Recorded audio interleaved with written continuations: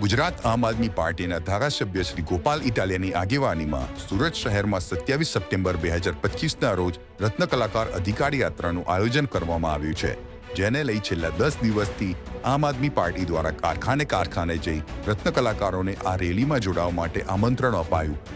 રત્ન કલાકારોની માંગના સમર્થન માટેનો આ પ્રચાર હતો, જેથી ગોપાલ ઇટાલિયાની પદયાત્રા પહેલા જ ભાજપે 70,000 અરજીઓમાંથી 50,000 અરજીઓ મંજૂર કરી દીધી. રત્ન કલાકારોનો સહાય પેકેજ જે ઘોષણા કરવામાં આવી હતી સરકારશ્રી દ્વારા, તે અંતર્ગત 72,268 જેટલી અરજીઓ સુરત જિલ્લામાં આવી છે.